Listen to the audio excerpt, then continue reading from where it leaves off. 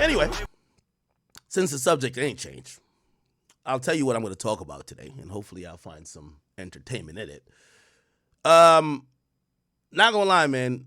Jay-Z and his team move fast. Alex Spiro, who we all know is Roc Nation's and Jay-Z's representation, has filed multiple documents in court today. I mean, shit, Diddy's lawyers didn't even file shit this quick. But obviously, after seeing where Diddy's at, they don't want to be Diddy. So they're being aggressive. They're being forceful. They're speaking and attacking these claims head on. And if anything, what they're doing that Diddy never did is they're daring. They're saying, yo, fuck getting money from us. Try to put us in jail. Well, not us, but Jay, right? And what that kind of does is like, shit, that's the ultimate, bluff, right? Like in poker, it's a bluff. Hey, listen. Or it's an attempted bluff, right? But they're really being aggressive. Now, all things aside, and I hope y'all don't think I hate Jay-Z, right? I do think Roc Nation be on a lot of fuck shit. I do. But I don't hate Jay-Z. Actually, he's one of my favorite musicians.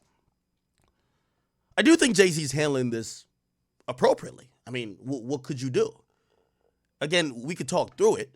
But if you paid a person, first of all, they look at you as a billionaire. They actually, Jay-Z's reportedly the richest person in hip-hop history. Yes, they even have him over Dr. Dre at this point, right? At least from the last, Forbes estimation and even some other, very reputable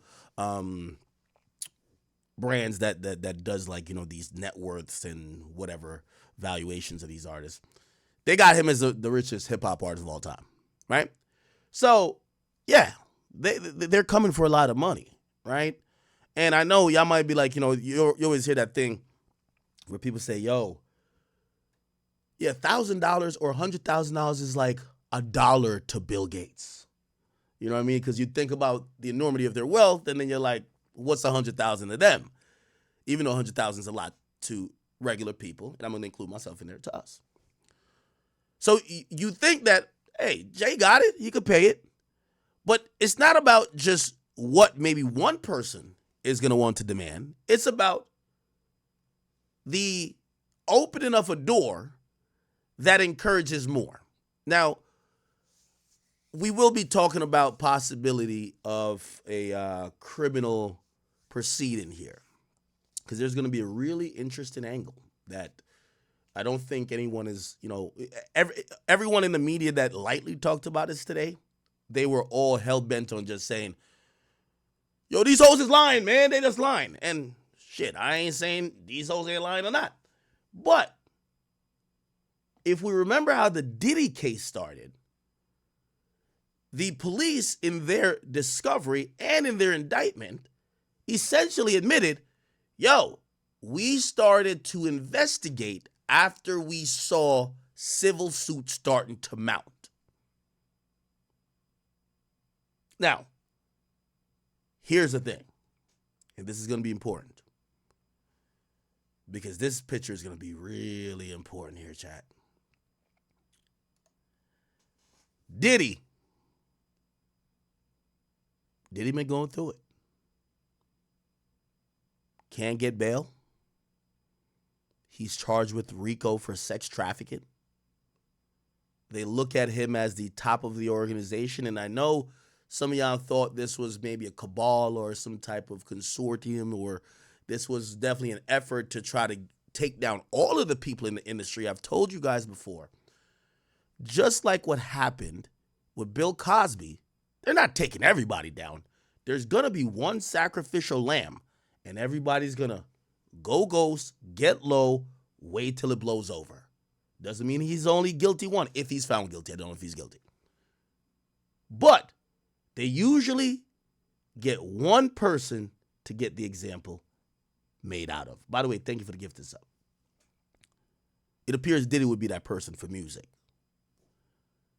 Now, if we're talking about how Diddy could escape this, and I'm wondering, this could go different ways. So I want y'all to follow me on this train of thought.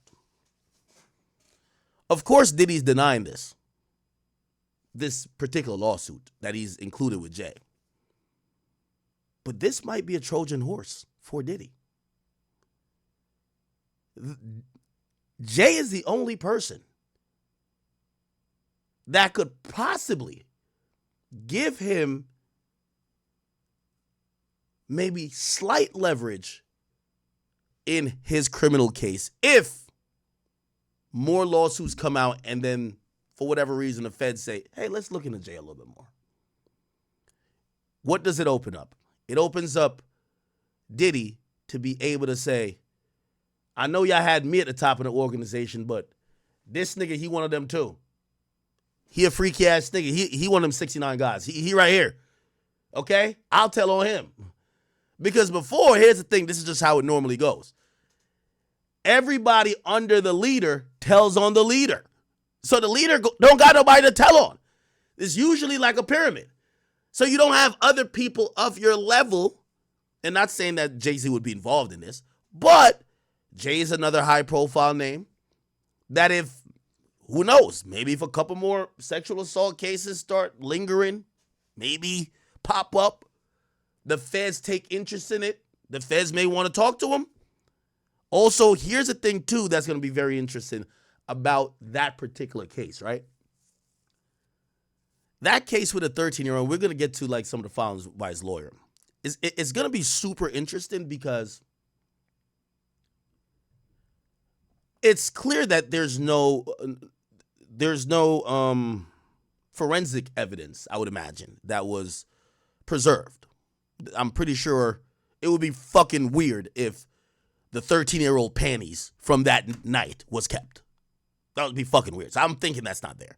And from what we know, she didn't go to the hospital, right? So no tests, no nothing. This might be a lot of, again, word of mouth. Well, in the allegation, you name a bunch of people. Celebrity B, a driver who drove you there, a person at a gas station who you ran down the road to call your dad,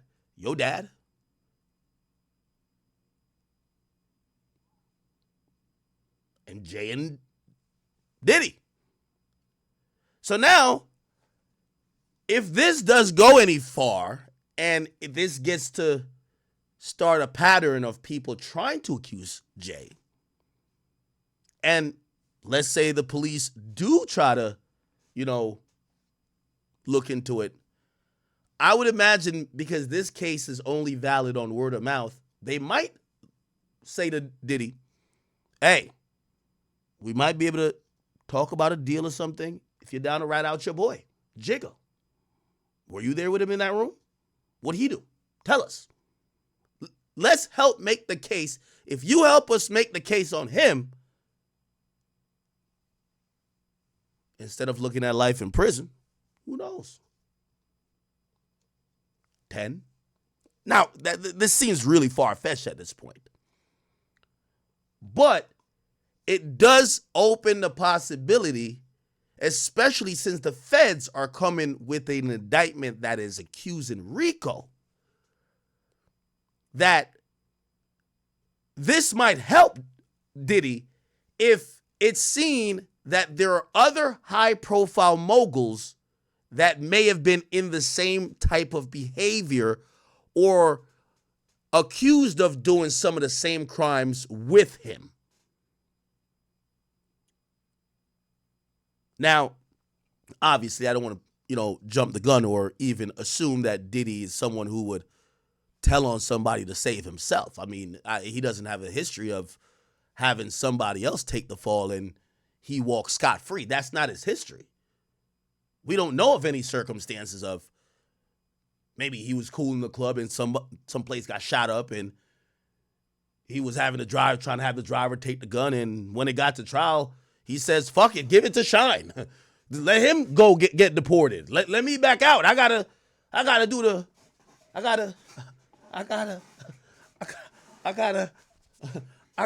Hold on. Who knows? He don't got that history. So I think he would keep it solid. Me personally. That's how I think. I don't think he would do no shit like that. But the job of a great attorney, even if you the most solid nigga in the world, is to put on the table what options might exist in how to resolve this matter. Okay? Now, I think Jay-Z's attorney, Alex Spiro, he's a pro. He's good. They are dealing with this shit so forceful. And I'm going to tell you one of the reasons I believe they're dealing with this so forceful. You got to make sure that all the other little, and I'm sorry for the use of the word, but all the other little bitches who's thinking about it like, yeah, Jay did fuck me after the girls video, and I don't know if I was all the way down with it. Let me go. You got to get so aggressive with this that they're like, yeah, I don't know about want to file no lawsuit against Jay. I'm good. I'm good. Because what happened with Diddy is that the levers broke pretty quickly. Now, there was no real, like, most of the fear with Diddy in terms of like apprehension of people filing lawsuits against him were mostly based in people thinking this guy could get you killed. Like, he was playing in that world. Like, yo, this guy is dangerous. He would be employing some 90s methods that could fuck you and your family up. And after people realized he was starting to resemble a caged bird, and they weren't scared of maybe him using his resource to try to hurt you or whatever, or intimidate you, everybody just came out. Hey, yo, you fucked me in the ass yesterday. Yeah, like, everybody's coming out, you know what I mean? And we saw mad allegations come out. And obviously, you know, again, there's over 20 at this point. I personally, I don't believe all of them are true, right? But you saw that once the levers broke, everything or everybody is trying to come out. They got a goddamn hotline. So Jay-Z's in a very precarious situation, if you ask me. He has to show strength. He has to try to deter anybody else. And the exit from what Sean Combs did that he's doing off bat is essentially saying, number one, I've never settled. Well, actually, he didn't say that. Let me take that back. I'm not settling with you. So publicly, what people are going to know is that I'm not settling. But him saying he's not settling this is sending a message to other people who may have been talking to him in the background or who may plan to bring stuff. So it's one of those things to say, yo, if y'all want to go there with me, we're going all 12 rounds.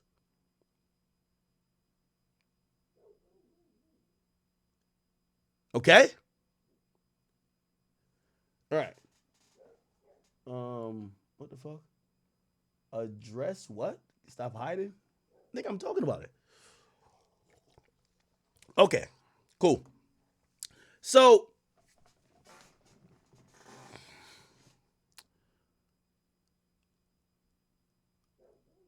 the filings today in court.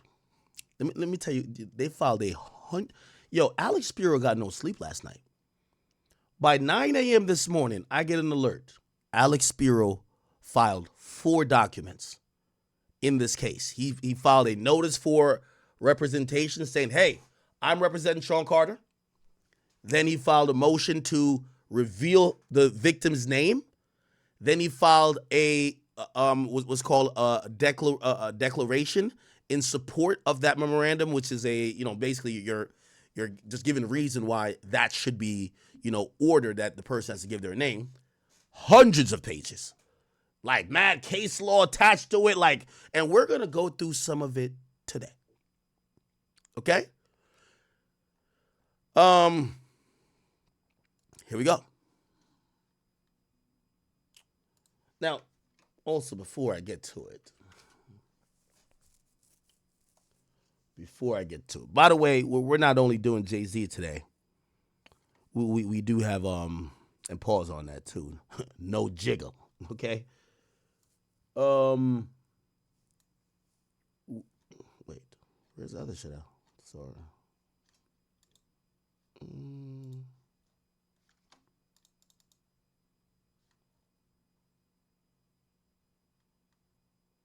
Okay, yes. So we do have some stuff.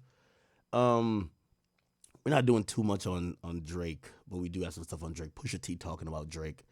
We're gonna do the United CEO, that killer who got found. So remember that. We're gonna be getting into that as well. But we are gonna go down through a rabbit hole a bit into some of this stuff with Jay-Z, and who knows, Again, he maintains his innocence. We believe he's innocent until proven guilty, obviously. But we'll see. Anyway, so here we go. All right. Alrighty then. So, let me see. Okay.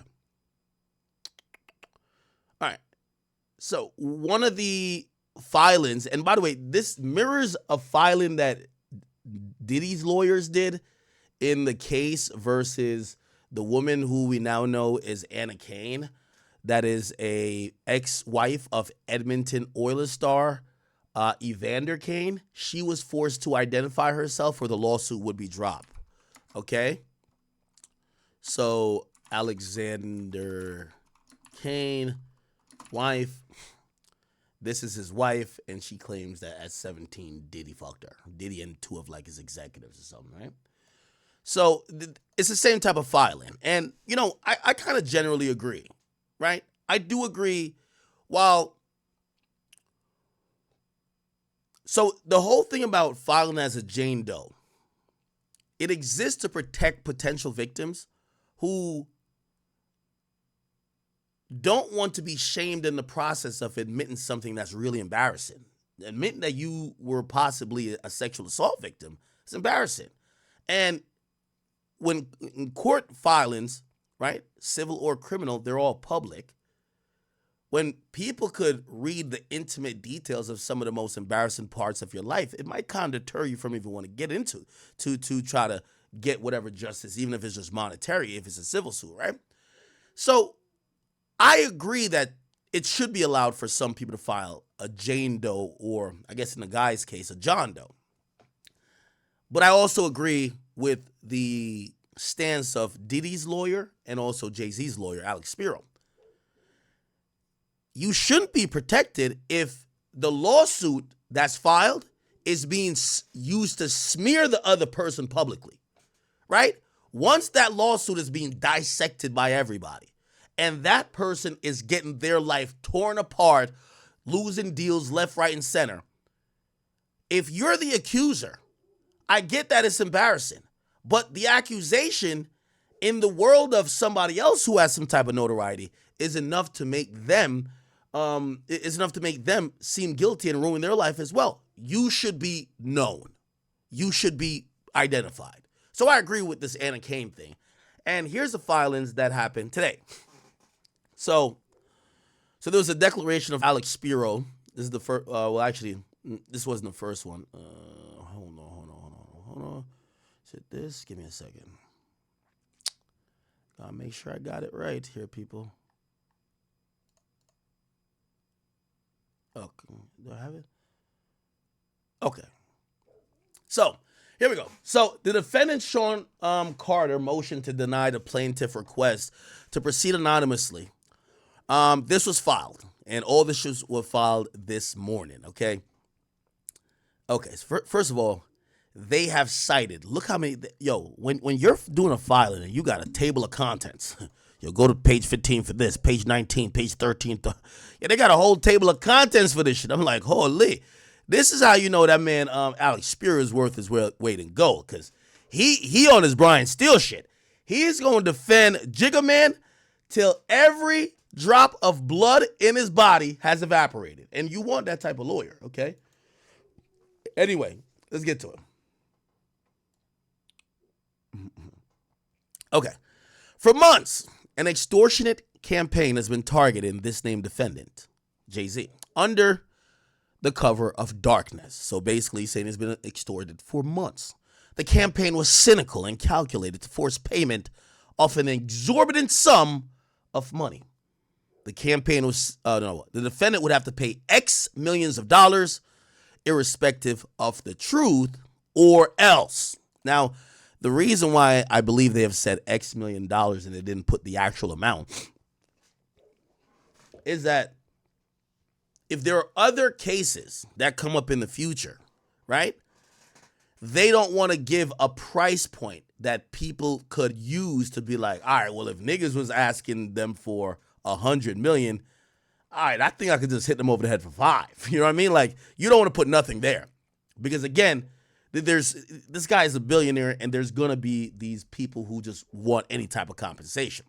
When defendant refused to pay and instead took measures to establish his innocence, this unnamed plaintiff and her self-promoting counsel, whose name has been splashed across headlines and press conferences under auspices of representing her, went to extraordinary lengths to shut down fair defense. But those efforts too failed.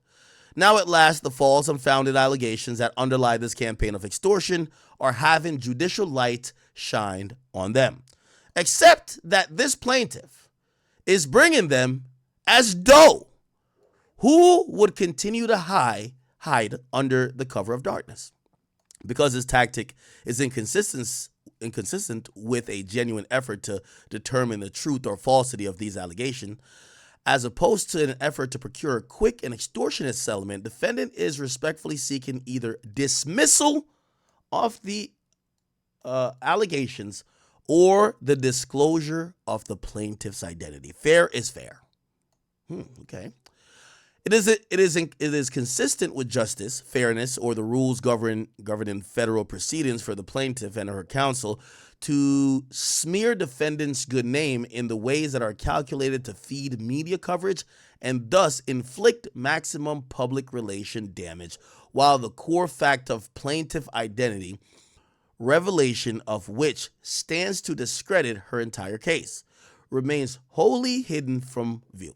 Whereas Doe status is reserved for truly extraordinary cases and predicated upon extraordinary justification, here a multitude of powerful considerations cut precisely the opposite direction, as judges of this court have ruled in cases involving similar circumstances. Defendant Sean Carter, aka Jay-Z, has built up an impeccable reputation. Now, by the way, I do want to say this, and I have to be fair.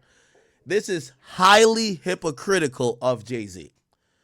So Jay-Z filed himself a Jane Doe lawsuit aimed at Tony Busby, saying, I don't want to tell y'all who I am, but I am a high-profile guy, and I think this guy's trying to extort me with claiming that I did sexual assault to his clients, right? So Jay-Z himself used the anonymous type of lawsuit when attacking the lawyer. And I know one could probably still say, well, they did it first, and because obviously he has a public reputation to defend, he's going to try to do it back in reverse by claiming Jane Doe. But again, he's coming back around to say no one should be protected unless it's extraordinary circumstances.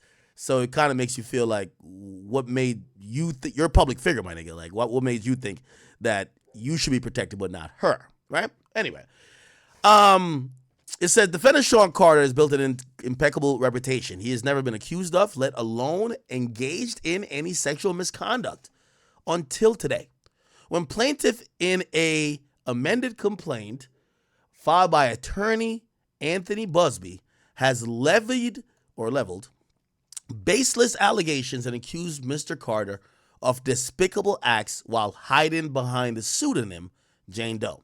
These claims are not about justice for the victim, nor are they about giving victims of sexual violence a voice. Instead, they're merely the next chapter in attorney Busby's sprawling extortion saga, a saga whose aim is based in and measured in dollars.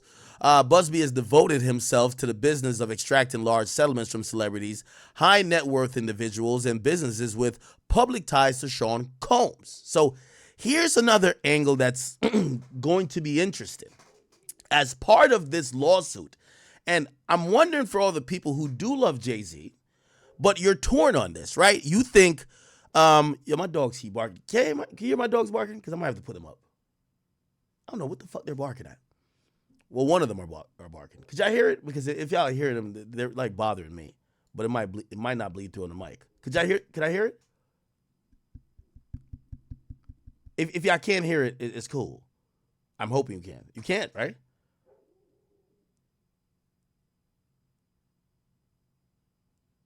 Oh, okay. All right, bet. All right, cool. All right, yeah. All right, so cool.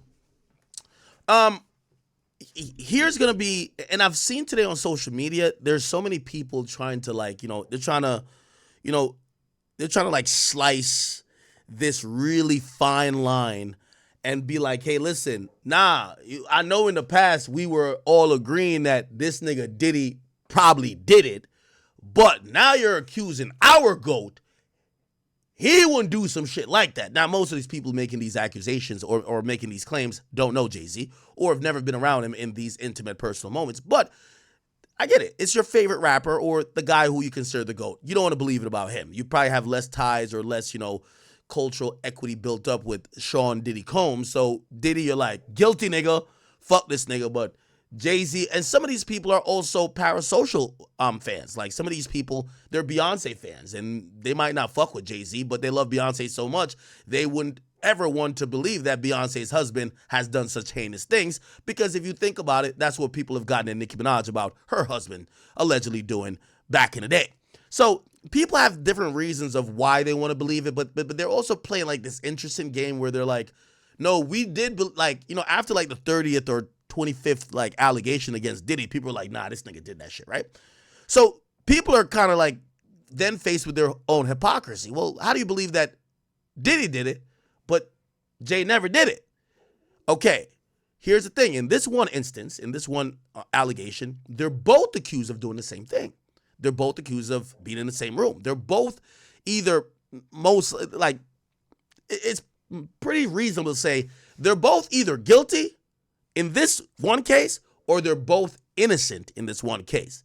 But the people who just only love Jay, they don't want to be sticking up for Diddy. Now, here's the problem. Part of how Jay-Z is going to have to defend this case is he kind of got to stick up for Diddy, too. And that's going to fuck a lot of people up, right? Like, for example, here you hear him almost making these statements about Diddy, right? And he says,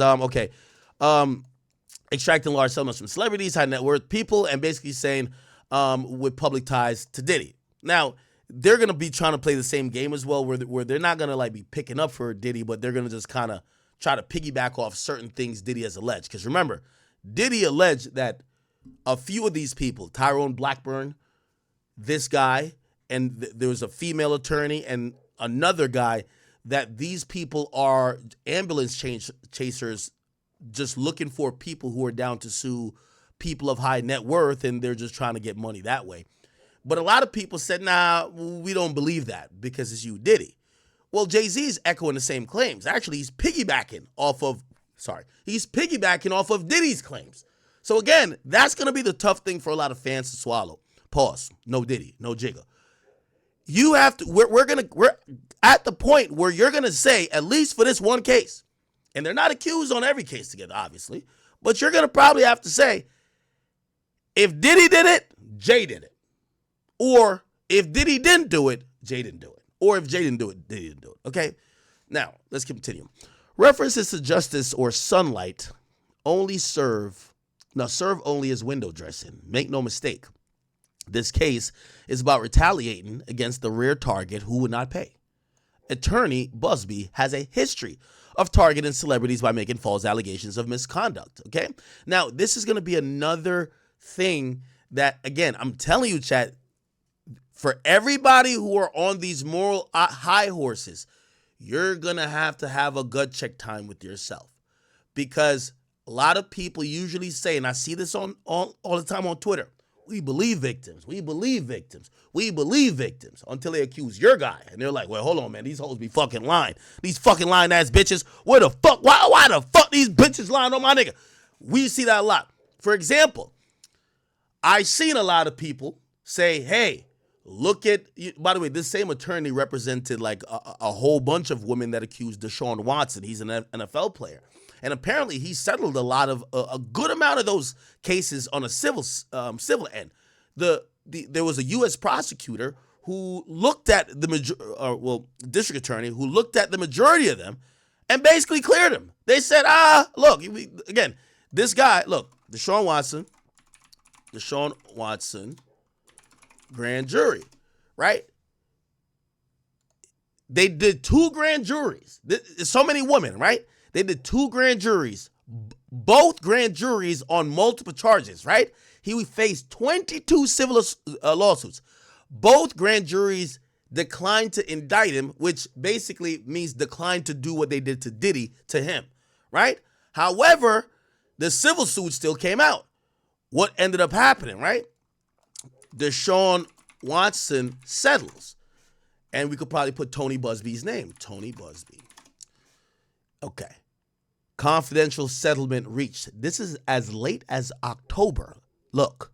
Well, new at 10 o'clock, we have some new details in the latest civil lawsuit filed against former Texas. Now, here's the thing. A lot of people believe, even though he wasn't convicted by a grand jury, a lot of people believe the smoke, the fire by smoke mythology of, hey, if 20 people said you did something, nigga, you know you did it, right? So even though a jury of his own peers and a grand jury who literally just need majority to indict says there is no evidence here of this guy doing sexual assault to any of these women, right? The jury, the court of public opinion basically said, bruv, it's 20 women, bro. Okay? And a lot of people advocated for him to lose sponsorships, which he did. A lot of people advocated for him to be almost like an outcast. He still is in the NFL, but his career definitely took a hit, right? So here's the thing. The lawyer who represented a lot of these women is Tony Busby. So this is what I'm saying. It's a very interesting moral thing for a lot of people because you can't only defend Jay-Z. Because part of Jay-Z's defense is going to be like, yo, he shook down Deshaun Watson as well. Well, you're kind of almost saying that you think them chicks was lying too. So, again, I'm just showing you how in defending Jay-Z, his lawyer is going to reference other situations that maybe the public have no ties to, so they have no problem saying those men are guilty. But Jay-Z's own lawyer is kind of piggybacking on those cases saying, look, it's a shakedown there. So again, you get to realize because this lawyer has attacked other people and also Jay-Z is now kind of linked with Diddy in this one particular lawsuit, a lot of people are having these moral dilemmas. If this one case, if Jay did it, Diddy did it. If Diddy did it, Jay did it. If Diddy didn't do it, Jay probably didn't do it, right? It's kind of like they're kind of almost tied, right? Anyway, this was the Deshaun Watson thing. Let's here we go. And current Cleveland's Browns quarterback to the lawsuit goes on to say that when Watson arrived, she Baby Lane Stanfield, I agree. Diddy fucked up the game by giving that woman $30 million. That made it so lucrative, and the teeth came out of Tony Busby. Like there are specific lawyers who target rappers, right? Tony Busby, if you look at all of his personal injury claims, he does represent people who are alleged victims of either crimes or victims of just being injured. He doesn't really target, we don't see a history of him targeting rappers, right? That's there's a few of them. There's a few people who do, but those people, because, usually a lot of rappers ain't going to pay you. Like, The Game lost a lawsuit, really by default judgment, but he lost a lawsuit, and the nigga would rather transfer all his assets to Whack 100 name rather than pay the chick. He ain't giving the money up. So because of those type of things, it's cleaner to go at athletes because you could use a situation like this to have them suspended indefinitely. And that's going to, force the hand for them to get the money, right? In rap, if it's some random rapper who got sued, who gives a fuck, right? Now, I'm pretty sure, say, Kodak Black did a plea and he did some stuff, whatever. Who knows if Kodak Black paid the chick or what he paid the chick, right?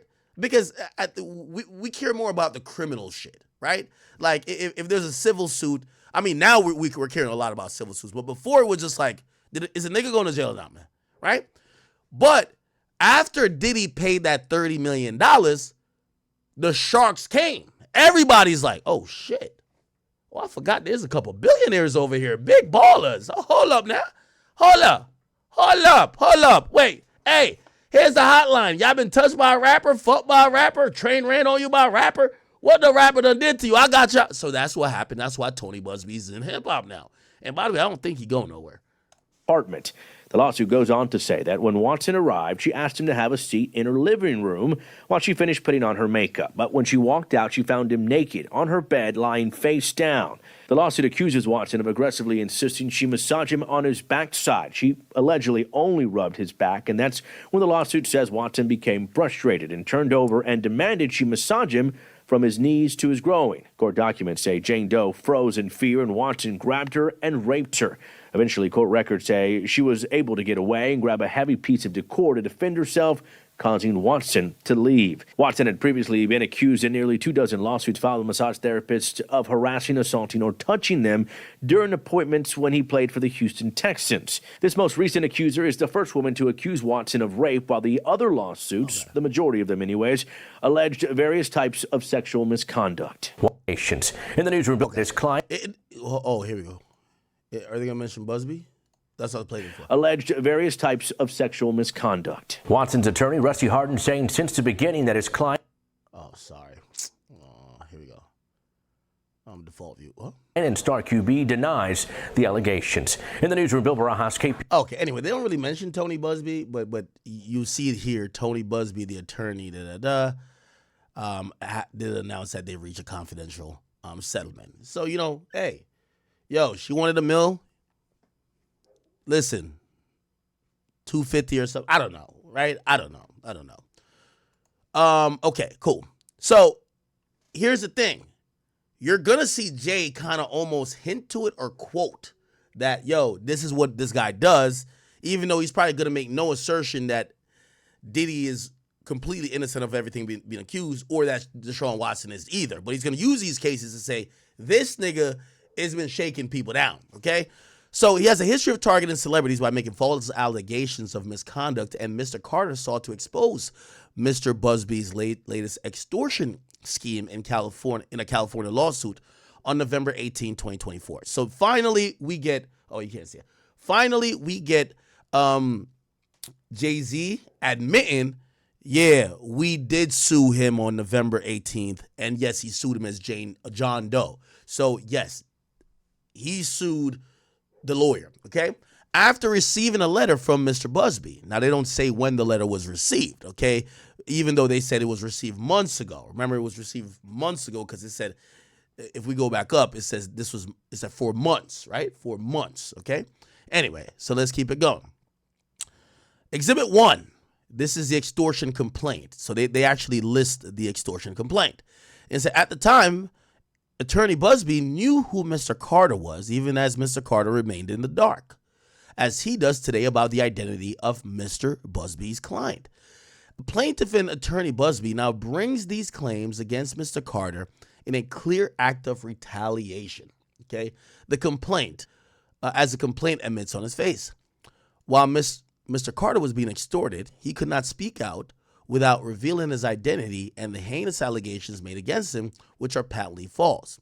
That would be playing into Attorney Busby's game and the leverage he was wielding. So they're basically saying they were playing chess with him. This upshot would be highly sensational and equally false. Allegations being broadcasted across social media and the press, thereby maximizing the pressure exerted against extortion targets to satisfy his monetary gains, irrespective of the truth, because Mr. Carter has called upon the courts rather than paying, he has not been sued. So be it. One way or another, Mr. Carter is entitled and positioned to exonerate himself through the legal process. In this case, he will vigorously defend himself and expose the truth, that the allegation in the complaint are false. But disclosure of the plaintiff's identity is among the most essential basic tools that can and should enable Mr. Carter to vindicate himself. Mr. Carter. Hey, Mr. Carter, tell me who you... They've been asking, they've been wondering, they've been amen. Oh man, I like that song. I gotta play it. Mr. Carter should not have to defend himself in the brightest of spotlights against an accuser who hides in complete darkness, while leveling allegations that describe the purported acts occurring in the plain sight of witnesses who could refute the plaintiff's claims if only her identity was revealed. Now, that's a little bit interesting as well, right? This is going to be interesting, this claim right here, chat. So what Jay-Z is saying is that, yo, if you tell me who this hoe is, I'm going to tell you exactly why this motherfucking hoe is lying on me. Here's the thing. So I seen this come out. Let me see if I can find it. Do I have it somewhere? You know, I don't even think this is Rotten Nation. I think this is fans of Jay-Z. Hold on.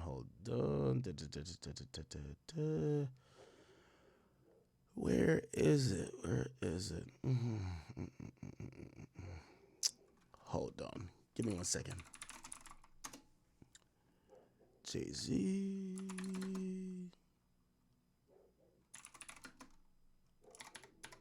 Hold on. Okay. So this has been floating around today. And it's been floating around on Twitter. It says this is a picture that shows Jay-Z was at the MTV Music Awards after party at the Lotus nightclub on September 7th, 2000. Why is the plaintiff saying that the after party was in a house? Okay.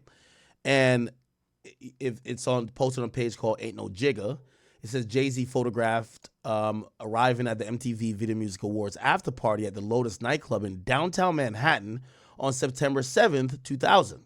Okay, the award show was held at Radio Music City, whatever. Now, here's the thing about this. And this is why I said that this is an interesting line by his lawyer saying, if we know her identity, it's going to help us easily prove it's a lie. Well, if this that's coming out on social media is true, you don't need to know the identity. You could just say, I never went to a party that was at, as she describes, a big white house with a U-shaped driveway. I didn't go there. I did go to the MTV Music Awards, which anybody could Google. I then went to a party, and I was at the party for the rest of the night, and then I went back to my hotel. Dismiss this claim now, okay? Or show some type of proof that I was actually at the place that this alleged assault happened. But they're not saying that yet. They don't actually make that claim, right? The only claim they said is just tell us who the girl is, right? Now, if this was true, and this is probably true in the sense of he probably was there. Let me see. Lotus, I got to Google this place. Lotus nightclub. Okay, cool. Let's say he's there. It doesn't mean like, I thought these niggas, they had lyrics like after the show, it's the after party, and after the party, it's the hotel lobby, and after the probably this, and fiesta. No, I'm playing. I'm just trying to tell you that, like, hey, we don't know because these niggas historically rapped about and celebrated going to party after party after party after party after the hotel lobby, and that other party is maybe the freak off. We don't know. I'm just being honest with y'all, chat, right? So again, I know some people are posting this to say it vindicates Jay, but number one, if it actually did, his lawyer would claim it. Hey, he did nothing but go to this one after party where he's photoed at, which basically is not the venue that this woman is claiming this happened. She's clearly lying. Dismiss it now. But maybe, who knows what he got into, right? After maybe this event. Okay. So that was interesting to me. Okay, that was interesting to me. It says in the American judicial system, lawsuits are public by their nature and their design. It's public. The public is meant to know the facts involved and the identity of the parties. Indeed, federal law requires all parties litigate using their true names. Parties are exempted from this mandate only in exceptional cases where, for instance, allowing the party to proceed anonymous will protect him or her from future violence or from physical violence, which, by the way, I would imagine, Tony Busby is going to claim, even if it's not with Jay-Z, They're gonna bring in Diddy's lawsuit, and this is how Diddy hurts Jay. Yo, why would we want to name our client when Diddy is being held captive right now in a federal jail with the judge in that case, the district court judge, agreeing, hey, this guy is prone to violence. We think he might intimidate witness. He might threaten people. And because of that Cassie video, he might hurt somebody who might want to make an accusation about him. So if they can accuse Jay-Z of violence, right, or being violent against possible people who would be victims, they're definitely going to use the Code E, which is Diddy. So this is how Diddy actually hurts Jay, because she might not be, ordered to reveal herself because of the fact of Diddy's violence that's in a current criminal case. Now, keep in mind, Diddy already beat one of those. So Diddy had another person identify themselves, what's her name? E. Kane, whatever her name is, the NFL star's ex-wife. So if they use the same method and just kind of show that other courts have agreed or other judges have agreed, they probably won't look at Diddy's violence to not let this go. But I don't think there's anything in Jay-Z's history that would show that he's been super violent towards women, or he would be threatening or preventing them from either continuing with the case or making a report. So this probably will go through. And I'm saying that as I'm reading, but we'll get to obviously the end. And then obviously the Tony Busby is going to have to file his own opposition to this motion, right? Okay. So it says here, the plaintiff has chosen to sue Mr. Carter anonymously using pseudonym Jane Doe, yet has not alleged any facts that would allow her to sidestep the federal mandate requiring that all parties must litigate using their true names. Indeed, plaintiff's allegations exhibit none of the special circumstances necessary to allow her to litigate anonymously. To the contrary, her facially incredible allegations indicate that, unlike in many cases of alleged sexual misconduct, she has already been exposed in plain sight to countless of witnesses whose truthful accounts would be helpful and properly informed by the specification of her identity. She claimed that this happened at a party. She ran to the party with her clothes as like a towel. People saw her. And they could say, hey, to find out the truth, we might have to identify this person to let people know what it is, right? Cool. So here we go. It says, notably, she has not claimed severe harassment, threats of violence, or any ongoing interaction with Mr. Carter beyond communication through her attorneys. Nor has the plaintiff even submitted an affidavit alleging these type of special circumstances. Instead, she relies solely on a self-serving declaration from Attorney Busby. Attorney Busby's affidavit does not indicate how an attorney from Texas is competent to testify to the mental state of a plaintiff, let alone how he has personal knowledge of what happened to her in New York to supposedly cause that mental state. The declaration does little more than parrot Busby's own motivation and a legal standard. That is, it doesn't provide any actual facts indicating that plaintiff is in need of extraordinary protection. Suffice it is to say that attorney proffered innuendo and generic accusation do not suffice to justify why Mr. Carter and the American public should be denied access to the plaintiff's identity in this highly public litigation. If anything, this case presents an extraordinary need to follow the ordinary rules of litigation and have both parties proceed on their actual name. Attorney Busby has for months taken to traditional and social media to describe how he plans to target celebrities in connection with these allegations, and he has now issued multiple social media posts about his action. Traditional media sources have somehow been reporting, with Busby's express endorsement on social media, that Mr. Carter is the target of his allegations. Thus, the plaintiff, through her counsel, has acted quite unlike a party who wants to minimize public attention. Instead, he's attempted to leverage public scrutiny to taint the potential jury pool. That's something Diddy claimed too, but he claimed that the feds were doing it. And put pressure on Mr. Carter to settle this meritless case. In those circumstances, it would be extraordinarily unfair if the plaintiff could continue to hide behind the shield or beyond the shield of anonymity while leveraging public interest in this case strategically to pressure the defendant. Furthermore, these allegations, all right, this is a whole lot of legal jargon, I feel like. Moreover, the amended complaint itself makes clear what this is all about. Not justice, but a quick, large settlement against a celebrity. The amended complaint on its face alleges that Busby chose to sue Mr. Carter because he fought back against Busby's extortionate tactics. He subsequently tweeted, Mr. Carter's conduct in defending himself has had the opposite impact because Busby's own words, plaintiff is emboldened. Okay. All right, cool. All right. Let's see if we can find anything that's juicy in here.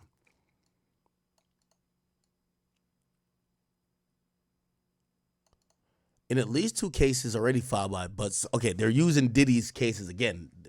These ones don't include Jay-Z. In at least 2 cases filed by Busby with his declaration, other courts in this district have already denied his baseless motions to proceed anonymously because the failure to meet the burden to show each plaintiff was entitled to the exceptional remedy of anonymity.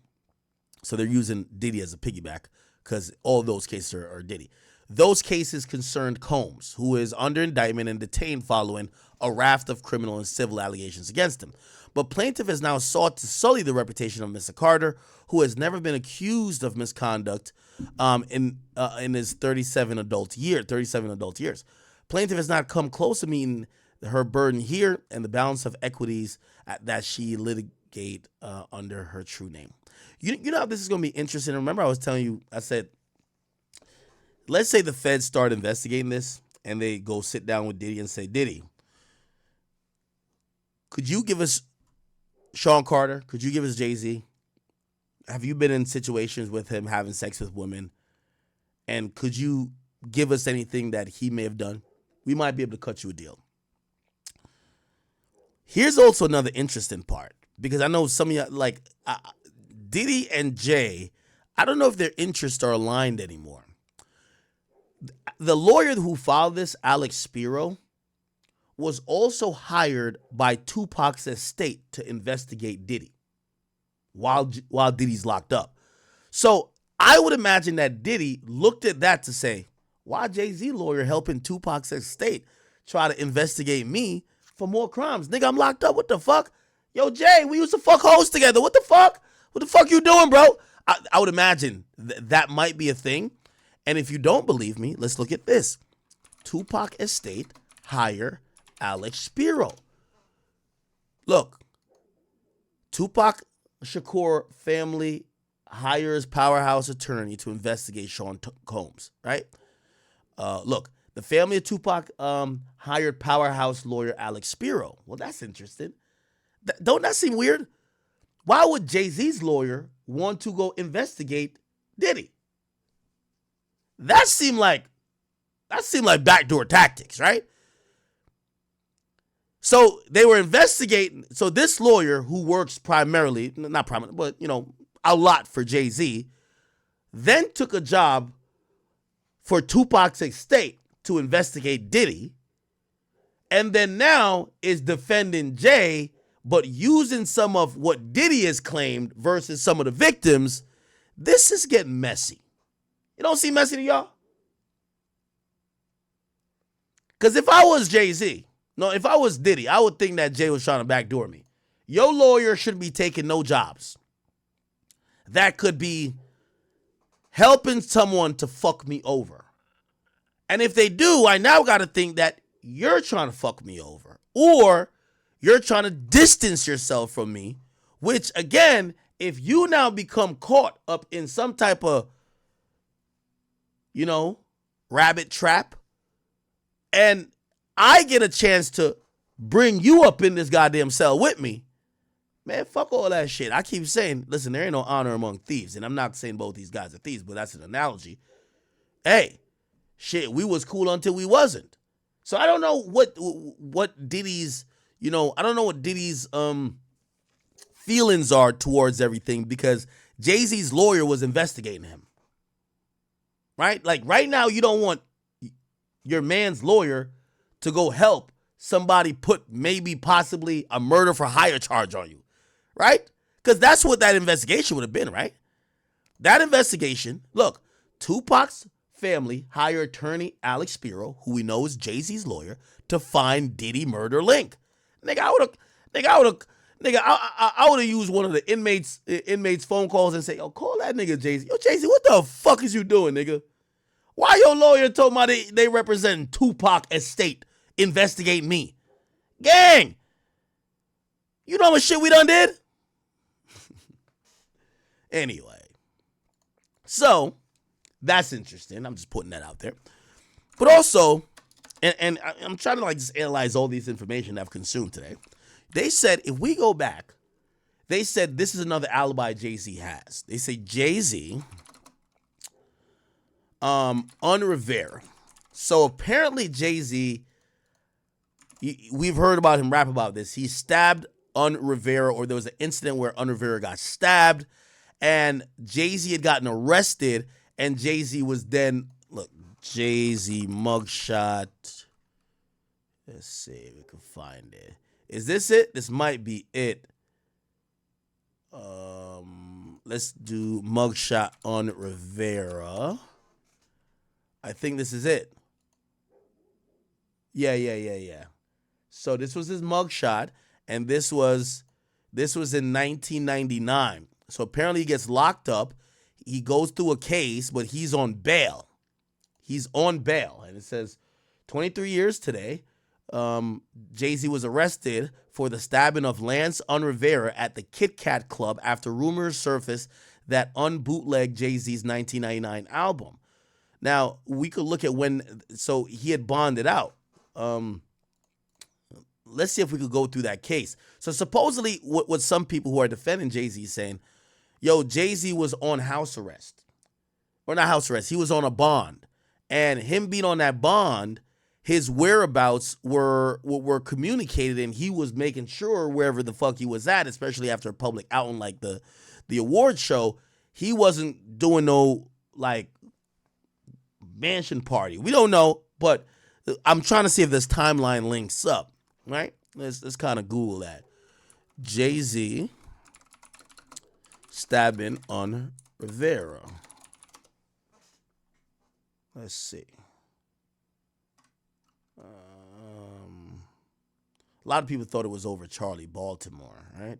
This video has been front covers of your favorite Here we go. OJ on Lance and the Club. Now the official story is that Lance's husband, what's his name? And also for the record, that's the Kit Kat Club spelled with 3 Ks for some reason. KKK? That's not good. Anywho, apparently Q-Tip's album release party was a star-studded affair. Even Diddy This is 99. And bear in mind, this is only weeks before Diddy. Ooh. Oh, so this was 1999. Now, here's the thing. I think over time, if you're younger, like I wasn't like tuned in at this time, right? I mean, this is 99. But it appears that maybe not they were rolling together, but Jay and Diddy definitely were around these events that they bumped into each other a lot, right? Like I think as time went by, we only saw them at we only saw them at brunches together, but they don't look like they rolled together like let's say after 2012 or so. But looked like early on, Jay and Diddy was in a lot of places together. Release party was a star-studded affair. Even Diddy was there. And bear in mind, this is only weeks before Diddy would upstage Jay-Z's act of violence by getting all tax tone in the club with Sean. Anywho, when Jay-Z arrived to the KKK Club, he ran into a record executive named Lance Rivera. He was a budding industry mogul who had made his name after meeting Biggie Smalls in 1994 and offered to bankroll Big's early career. He then went on to run his own record label that was even involved in the release of some of the music of the notorious B.I.G.'s proteges like Lil C's, and was personally responsible for producing hits from the likes of Cameron and Junior Mafia. Now, there are actually 2 competing narratives as to why Jay-Z decided to get all OJ on Lance and the Club. Now, the official story is that Lance apparently was somehow involved in the bootlegging of Jay-Z's Volume 3 album. But alternative simp-based theories have been put forward, suggesting that this beef was actually all over a chick, specifically Charlie Baltimore, who some may know at one point was a love interest of the notorious B.I.G., and she'd signed to Lance's record label, which Biggie himself had played a role in when starting up. And the source for this narrative that the beef was over Charlie Baltimore actually stemmed from pink-coated rapper Cameron himself, who referenced it on the song You Gotta Love It in 2006, and again in an interview with DJ Who Kid in 2016. Jay liked Charlie at one time, you know what I'm saying? And that was Big Girl, you know what I'm saying? And then unfelt that I was just feeling that was the artist and Jay was teaching her the business. It was just it was all and Jay shit.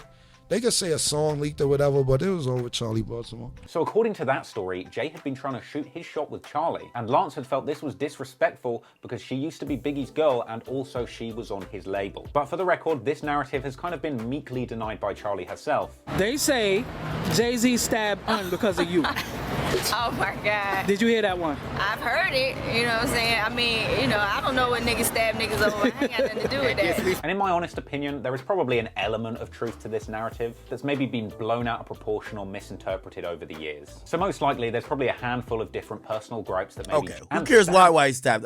Okay, he stabbed the guy, right? Shot at Charlie Baltimore. Apparently after this initial confrontation, Jay actually backed down and returned to his crew in the club in disbelief. Now it's unclear exactly what the next move was. Maybe Jay's goons gassed him up to go back over there and settle things, or maybe he just popped over to the buffet section to grab himself a sturdy steak knife. But reports say that not long after this initial confrontation, Jay's crew caused a big commotion in the club, which Jay used as a cover to smash a champagne bottle over Lance's brother's head and stab Riviera himself in the abdomen and shoulder with a 5-inch blade. Though it's worth mentioning that some other news outlets reported that it was a slash to the abdomen and multiple stabs in the back. But hey, whatever way you look at it, Jay-Z is really out here scoring on his ops like he's trying to win the golden boot. Shit, I wouldn't be surprised to find out if he joined OFB at this rate. But once again, it's worth bringing up for the record that Nas actually said on the Jay-Z diss track Ether that it wasn't Jay, but one of his goons that had actually done the stabbing, suggesting that Jay only wanted to take credit for it to supplement his street credentials. But once again, this allegation by Nas has never been corroborated by anyone else, so I think it's safe to assume that Jay-Z's knife work is indeed cray and that he did the drilling himself. Anywho, Lance took that ching in like a champ and was immediately rushed to hospital, where legend has it, he cooperated and even gave Jay's name, which to me is likely proof that Nas's suggestion on Ether was complete cap. So Lance was rushed to the hospital, and after that point was scored, Jay-Z and his boys dashed out of the club and laid low for a hot minute. But of course, it wouldn't take long for Jay to eventually face the consequences of swinging that sword like some sort of Marcy Project Zelda. Okay, good. So we're gonna get a timeline of this. Remember, where we're at with the timeline of this lawsuit. And again, we're just kind of almost damn near investigating ourselves, because this went down in November 2000, right? I think that's when the VMAs were. So he caught this charge in 99. Let's see if he was on any type of monitoring or bond or whatever. Let's figure it out. Jay-Z later described this incident as feeling like he was in a blind rage and didn't even realize what he was doing at the time. But then again, maybe that had something to do with the finger he had in his butt at that time. Cops say the hip-hop star was fingered in a stabbing inside a packed nightclub. The following evening, Jay-Z surrendered to the police and was placed under house arrest. Explosive news that the media at the time were eager to... Oh, so he was on house arrest. Okay, that's interesting. Gobble up. A few hours ago, police here at Midtown South arrested... Oh, and let me see. I'm looking at the MTV. Yeah, so it's September 7th. Never mind. It was September. Oh, wait, hold on. I just want to make sure. Oh, the date. Yeah, the date's September 7th. Because I don't know if they taped it. These days, sometimes they'll tape it. Like BT Hip Hop Awards is taped like a week or two before. But MTV VMAs, they still do it. They probably do tape delay, but you still come on the same day. So September 7th. So we got to see, where was he at with this case? September 7th, 2000. Sean Carter, better known as Jay-Z, the rap star voluntarily turned himself in here at the precinct earlier this evening. Now, Carter is being held here in connection with that stabbing fight that erupted at the Kit Kat Club last night. Jay-Z brought in the expert legal help of Harvey Slovis, who had also represented Diddy, who quickly got in front of the press to evasively say that Jay had nothing to do with this. He's not involved in this, period. He was at the club? That's my only comment. He wasn't involved in this. So it was someone else that did the stabbing and the hitting? I didn't say that. I said he was not involved in it. And then even going as far as to later tell the press that Jay-Z was cooperating with the police fully. Wait a minute! Jay-Z cooperating? I thought made men weren't supposed to make statements, Jay. Jay-Z out here cooperating, he might as well change his name to Takeshi Carter. Now, initially rumors were floating around that Jay-Z had actually been hiding from the cops, reports that were disputed by his team. Now, Slovis goes on to say that at no time was Jay-Z hiding from the police, that they were in touch with cops all day and that they're trying to resolve this as gentlemen. And after turning himself in, he was quickly released on a $50,000 bail. And then over a month later, in late January 2000, Jay is indicted in a Manhattan criminal court, where he initially pleads not guilty. A bold move considering the fact that had he been found guilty on felony assault at trial, he could have been facing 15 years. Which is tough, but at least he'd have got out just in time for Solange to still put the beats on him. And it seemed like from here, Jay really beefed up his legal team, which was later expanded to include super defender Benjamin Brafman of Diddy, Martin Shkreli, and Harvey Weinstein fame. And from there, this dream team surely got to work, publicly capping, saying that they had witnesses and videotapes that proved Jay-Z was nowhere near Lance at the time of the incident. But on the other hand, it probably didn't help the defense that following Jay-Z's arrest, Lance Riviera had filed a civil suit against him. But in a major legal finesse, Lance didn't end up going through with that suit, because according to the Associated Press, Jay-Z actually settled with Lance out of court for a figure reportedly between $500,000 and $1 million. Wow. Hell, 500 racks to hold one chefing? Get Rock Nation on the phone, I'll take one, right here, right here. As the details continued to come out, it was pretty clear that this was half payout and half hush money, with E! News reporting at the time that following this payout, Lance informed prosecutors that he would not be appearing at the trial. And so with this giant finesse in the rear view, it seemed for a moment like Jay-Z was actually going to go to trial with the prosecution's key witness and victim missing, and leaving him likely to beat that case harder than I beat my meat in quarantine, baby. Hey, and if the guilty until proven innocent video is anything to go by, R. Kelly probably gave him some advice on how to beat that case on set. You should just say it wasn't you.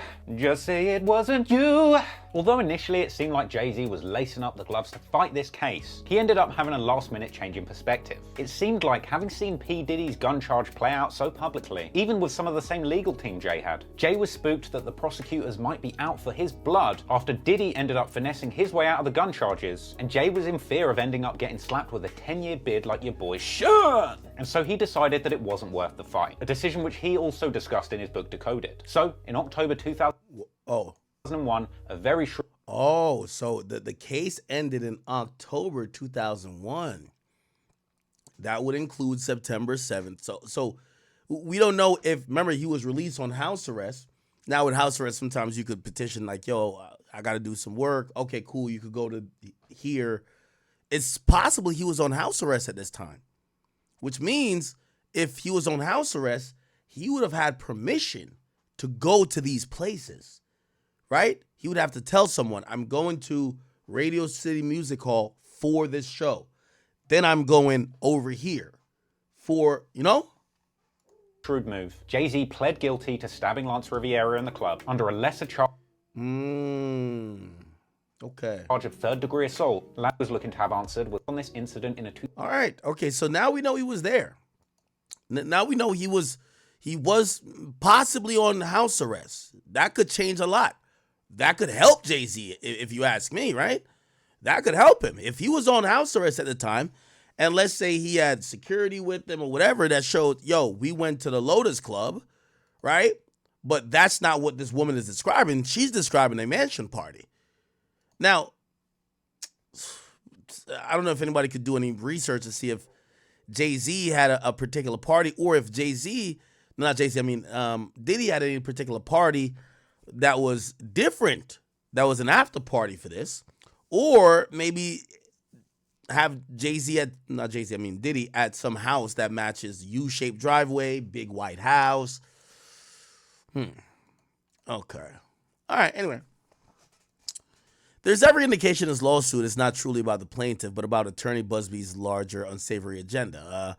Despite the plaintiff's request to proceed anonymous, plaintiff's counsel is doing everything to draw widespread attention to her. The same day the amended complaint was filed, naming Mr. Carter, Attorney Busby, posted on Instagram and Twitter, prominently featuring himself addressing the amended complaint and making clear it's not about his client, but it's a personal spat with Mr.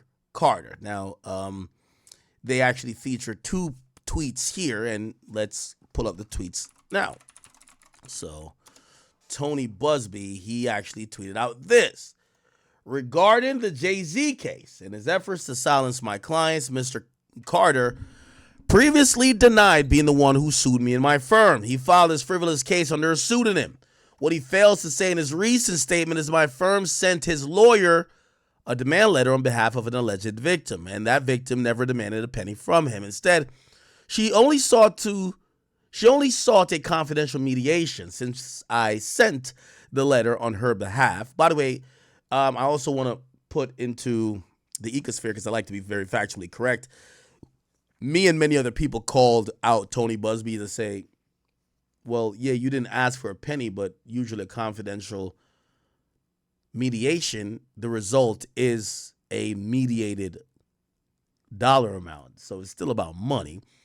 I have been told that there has been confidential mediation where the result ends up being, hey, you're going to issue a public apology, or you're going to sign a document that you're going to stop doing A, B, C, D, or E. It doesn't always have to result in monetary compensation, even though when it comes to this case, I don't think you would be suing a billionaire just for them to say, okay, cool, I'm sorry I fucked you and you were 13. No, you want money, right? So I'm still sticking to my point, but it was pointed out to me by a few attorneys who watched me, hey, it is possible that a confidential mediation could occur, and when that confidential mediation occurs, there isn't a monetary outlook. They did tell me, like, when it comes to the court primary way of sanctioning someone in a civil suit is by monetary damages, but a confidential mediation could just include an apology. It could be a public apology. It could be refrain from doing this. It could be something that could be, it's malleable, if you get what I'm saying. But I'm still sticking to it. You wanted money. Come on. You're not getting represented pro bono by, or not pro bono, but like, you're not getting represented by an attorney who's going to be getting this. I think it's called pro se. Let me see. Give me a second. Pro bono. I got to use the right words. I don't like using, pro bono versus pro se or something like that. Or pro rata. I think it might be pro rata. Here we go. Yeah. Okay, yeah. So it's not pro bono. It's actually pro, I don't know if I'm saying it right, pro rata. Because the term pro rata is denoted to mean a proportional distribution in allocation. In a legal sense, pro rata might refer to a share to be received and amount to be paid, or liability based on a fractional share of ownership, right? So it's kind of like, let me see. I'm trying to figure this out. Yeah, so there's a different term if, like, you gonna bust it down with your lawyer, right?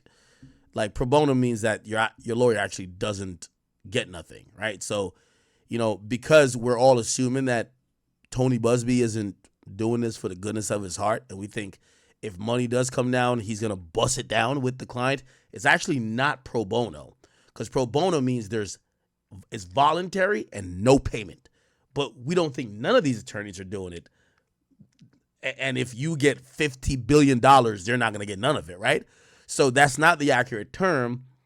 Some people actually say it's either pro rata or pro se, which, let me see if I can get the pro se. Let me see. Difference, okay. So pro per is an abbreviation for the Latin phrase propria persona, meaning in their own person. It refers to a situation where a litigant represents himself. That's not it. What about pro? No, this is not pro se then. No. Okay, that's some different shit. I think it's pro rata. Yeah. You're going to get a percentage. Basically, you would sign an agreement with the lawyer saying, and from what I heard, the standard rate, which Tony Busby probably is getting a little bit more than that, the standard rate is 33%.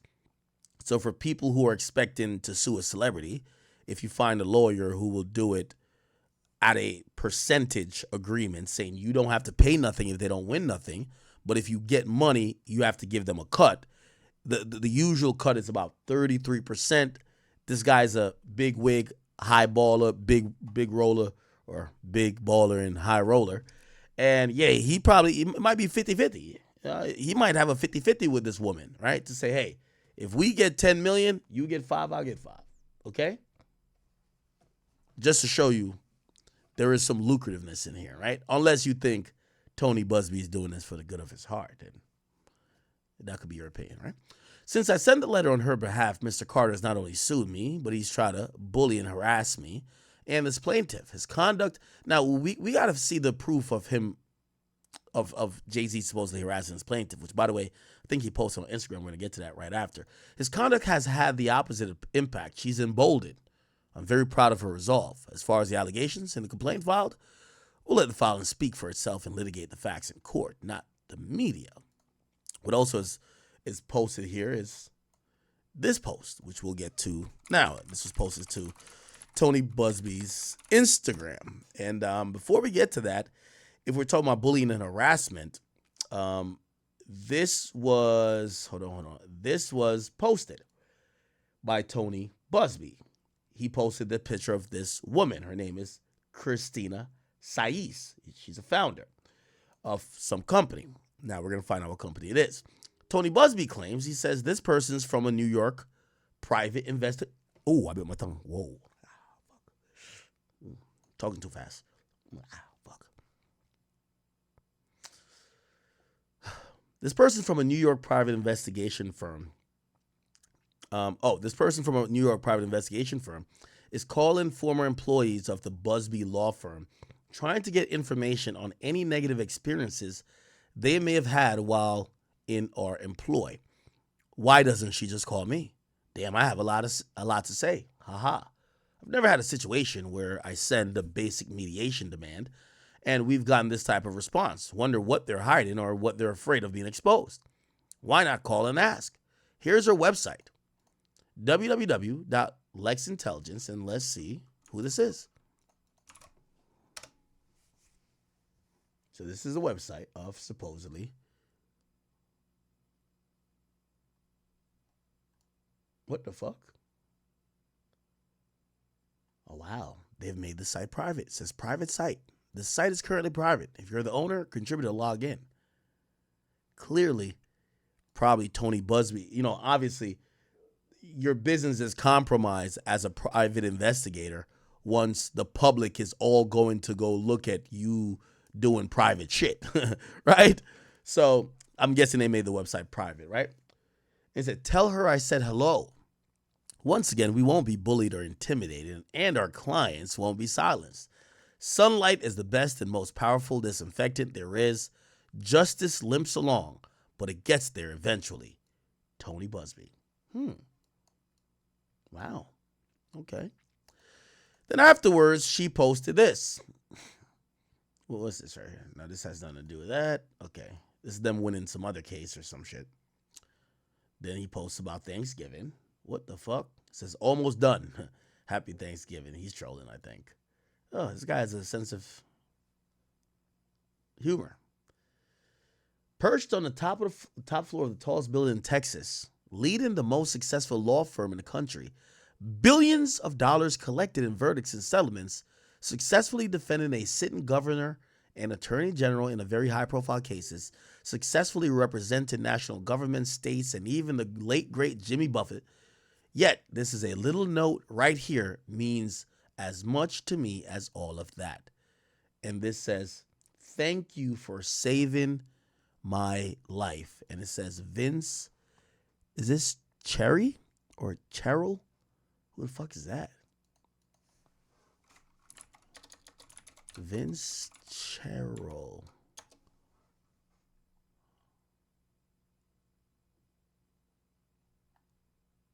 Fuck is that? I don't know who that is. Okay. That's Vince Cheryl, right?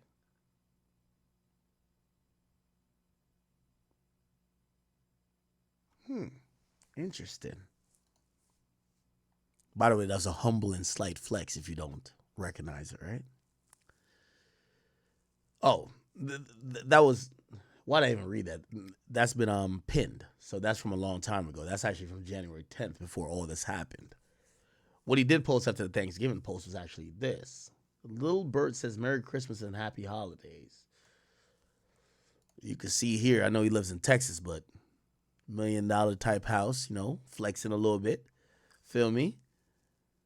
I think this is his house. Let you know, like, yo, I'm one of them guys. Then he posted this. And this is what's included in Jay-Z's response. The post has a picture of a young Tony Busby. It says First Lieutenant Anthony G. Busby, a platoon commander. Okay? And he says, recognize this guy. This is a picture of the weapons platoon commander, Alpha Company, 1st Battalion, 4th Marines from our old Western Pacific cruise book. Despite a coordinated and aggressive effort that has included harassing my kids, contacting my client and former clients to encourage them to sue me, contacting my colleagues or former employees asking if I've abused them, or showing up at my current employees' homes to harass them, filing frivolous cases against me and my law firm, defaming me with outrageous assertions to anyone who will listen, and having mysterious people follow me and my family, I'm still that nigga. He ain't say nigga. He says that guy. I won't be bullied or intimidated. People see through this effort to discredit me, and my clients and the truth will be revealed. I also want to allow anyone to scare my clients into silence. Sunlight, and he keeps using this line, sunlight is the best disinfectant, and I'm quite certain the sun is coming. Okay. Very interesting. So Jay-Z puts this in the lawsuit saying this is, they're claiming that this lawsuit now is more of a sign of this guy's arrogance more than the victim being emboldened. This is this guy trying to settle a score because he feels Jay-Z stood up to him. So what's more is that Attorney Busby has made numerous social media posts and statements to the media regarding his representation of individuals with allegations against Sean Combs, including that he would target other unnamed celebrities. These statements began a couple weeks after Mr. Combs' indictment and continued after plaintiff, through Attorney Busby, sent Mr. Carter unfounded demand letters in November 2024, falsely accusing him of rape. These baseless claims, unsupported by evidence and nothing more than a calculated effort to strong-arm Mr. Carter into submission when Mr. Carter proved unwilling to pay, Attorney Busby escalated its tactics and schemed further, threatening to conjure additional false accusations and manufacturing a parade of fictitious additional victims to emerge and further damage Mr. Carter's reputation. Let's stop there, Chad.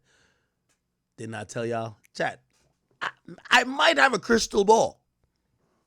You heard what? Do I got to read this again? Or should I just explain it?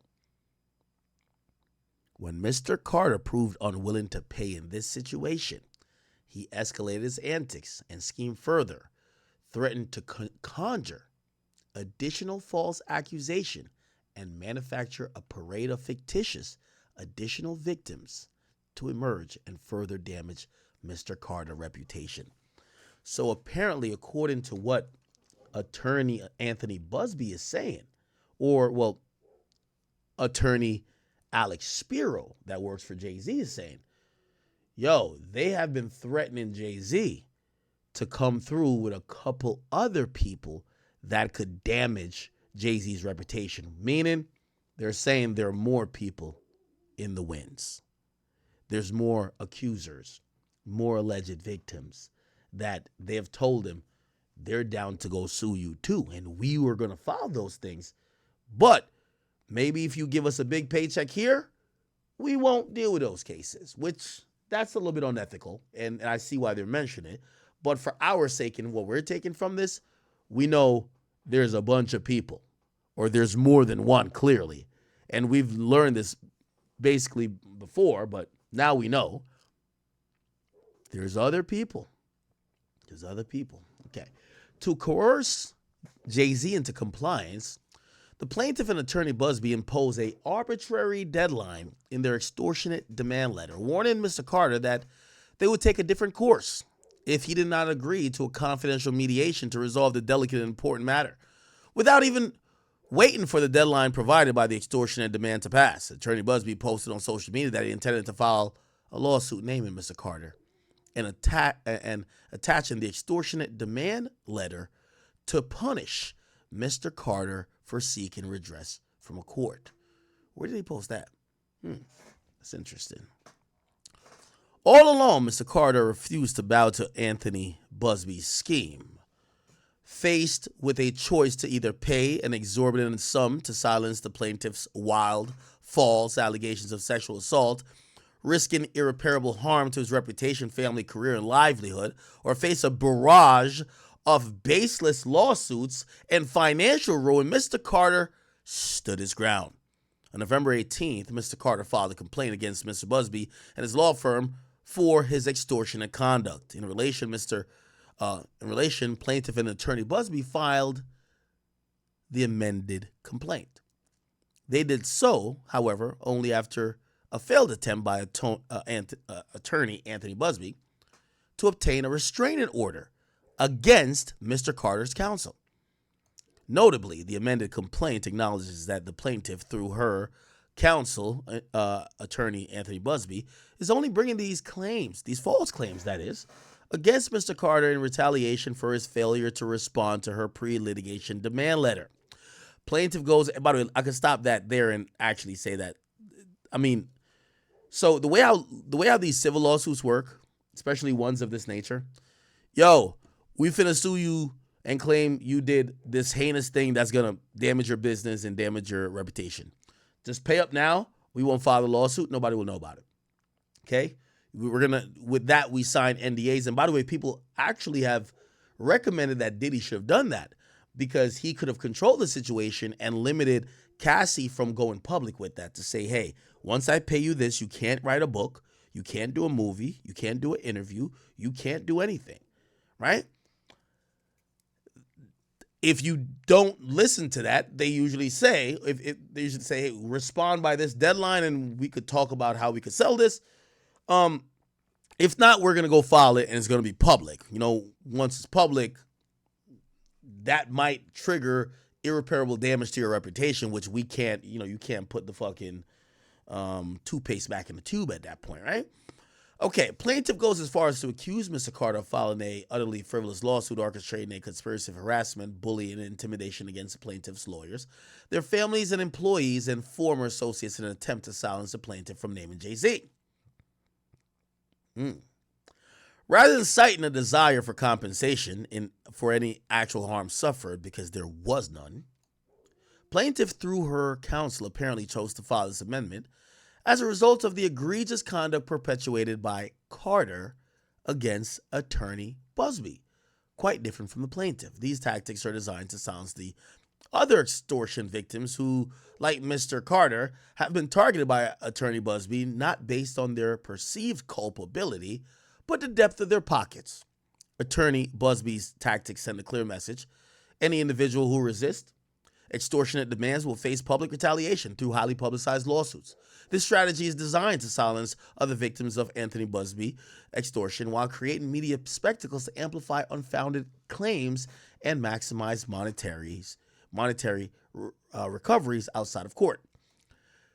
That this plaintiff is suing only now after attorney Busby has been left stinging from personal rebukes and defeats supplies positive proof of how he elevates his own interests above those of his clients. Needless to say, this proceeding should have not been driven by attorney Busby's agenda or interests. It's about finding the facts, applying the law, and fairly adjudicating what's actually the truth. Mr. Carter is now entitled to defend himself against these allegations with the benefit of all protections and mechanisms available to defendants.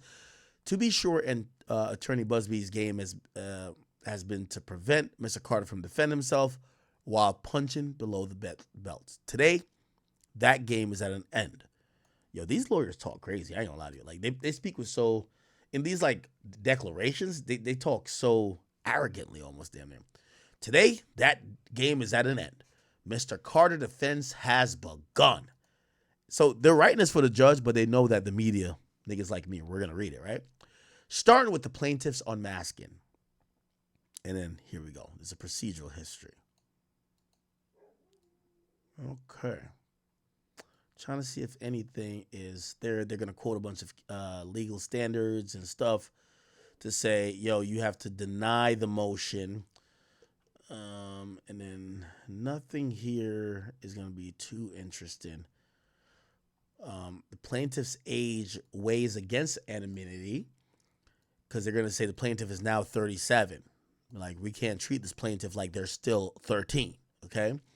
The defendant's status as a private party weighs against anonymity, meaning, yo, Mr. Carter and, they're actually claiming that Jay-Z's a private party.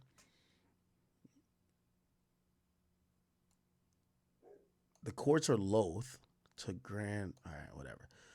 All right, we're not going to try to bore you with everything. The public interest, so they're claiming because the public has a stake in this case at this point because it's all over the media, they should let the person's name out. Okay, all right. Bet. And now we see Quinn Emanuel, LLP, and Alex Spiro. And you see, there we go, attorney for Sean Carter. Very, very interesting. Okay. This was a memorandum from Alex Spiro directly to support that, to say, I, Alex Spiro, declare as follows. I'm a partner at this company.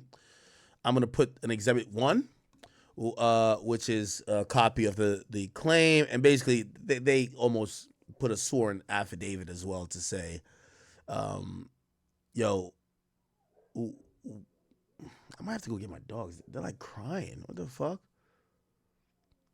Matter of fact, let me go get my dogs because they're doing too much crying for my liking. I do not like it. I ain't gonna lie. Okay. Let me just play. What should I play? Ooh, I was trying to play this yesterday. I was trying to play this.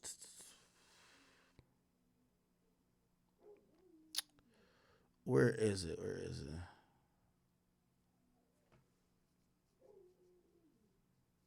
Actually, no, I'll just play Law and Crimes.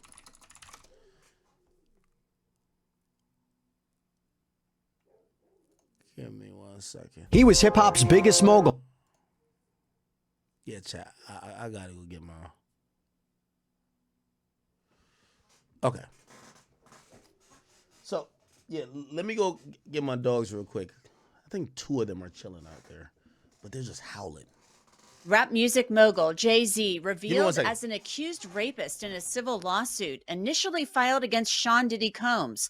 The 2 stars, now accused of raping a 13-year-old girl at an after-party decades ago. I have 7 shocking details from the suit and what Jay-Z, Combs, and the accuser's lawyer are all saying about it. Welcome to Crime Fix. I'm Anjanette Levy. Jay-Z, of course, is one of the biggest names in rap music, and he has been a longtime friend and associate of Sean Diddy Combs. Now he's being revealed as the name behind Celebrity A in a lawsuit filed by a Jane Doe from Alabama, who claims that Combs and now Jay-Z raped her in the year 2000. And in a bit, I'm going to tell you what both Jay-Z and Sean Combs are saying about this lawsuit, so stay tuned for that. Combs is currently in federal custody, accused of racketeering and sex trafficking, and he's pleaded not guilty to those charges. The sex trafficking charge filed against Combs relates to allegations made by his ex, Cassie Ventura, that he forced her to take part in freak-offs, days-long sex acts with male sex workers. Cassie had originally filed a civil lawsuit against Combs in November of 2023. That suit, of course, was settled in record time within a day. Before that, Combs's lawyers say that Cassie's lawyers had made an offer to them that they could buy the rights to a book she was writing for $30 million in exchange for it never seeing the light of day. Cassie's lawsuit and the subsequent settlement seemed to open the floodgates for other women to file civil lawsuits against Combs. More than a dozen have been filed, including one by a Jane Doe in October. At the time the suit was filed, Combs was the main defendant, and 2 other celebrities were listed as Celebrity A and Celebrity B. Celebrity A was listed as a man and Celebrity B a woman. Now attorney Tony Busby, after some legal back and forth with a demand letter and dueling lawsuits, says Celebrity A is Jay-Z, whose legal name is Sean Carter. The suit begins. Defendant Sean Combs, aka P. Diddy, aka Puff Daddy, aka Diddy, aka PD, aka Love, along with his longtime friend and collaborator Sean Carter, aka Jay-Z, drugged and raped a 13-year-old girl at an after-party following the 2000 Video Music Awards. Another celebrity stood by and watched as Combs and Carter took turns assaulting the minor. Many others were present at the after-party, but did nothing to stop the assault. Combs has been allowed for years to conduct himself in this manner without any consequences. The plaintiff says she was 13 at the time in January of 2000 when she said she went to the MTV Video Music Awards at Radio City Music Hall. She didn't have a ticket, so she approached limo drivers who were parked outside hoping to get in. The lawsuit says one of the limousine drivers she spoke to claimed to work for defendant Combs. The driver told her that Combs liked younger girls and said that she fit what Diddy was looking for. And while not allowing her into the awards, the driver invited her to an after-party. The driver stated that he had to drive Combs and others to the after-party first, but instructed plaintiff to return to his location after the event and that he pick her up after and take her to the after-party. While the woman says she was outside the VMAs talking to the limo drivers, inside it was a big night, particularly for Jennifer Lopez, who was at the awards show with her then-boyfriend, Sean Combs. They were a hot couple back then, and Lopez won the VMA for Best Dance Video. She was on top of the world that night. The woman claims that night, outside of Radio City Music Hall, she got into a limo with someone affiliated with Sean Combs. That suit says, after approximately 20 minutes, plaintiff arrived at a large white house with a gate U-shaped driveway. Once inside, two men asked plaintiff to sign a non-disclosure agreement, informing her that she could not discuss what happened at the after-party. She gave them her name and signed the form, but did not receive a copy. The Jane Doe described seeing celebrities, but those people are not named. Inside the building, plaintiff recognized many celebrities as she entered what appeared to be a large living room or foyer containing a large crowd. Plaintiff attempted to mingle in the crowd and talk to several of the celebrities that she recognized and whom she wanted to see at the VMAs. Waitstaff circulated throughout the room, carrying trays of drinks, and loud music played throughout the venue. Plaintiff observed widespread drug use, including marijuana and cocaine. After attempting to talk to numerous celebrities, plaintiff accepted a drink from one of the waitresses, circulating the crowd. The drink was a reddish yellow mixture that tasted like orange juice, cranberry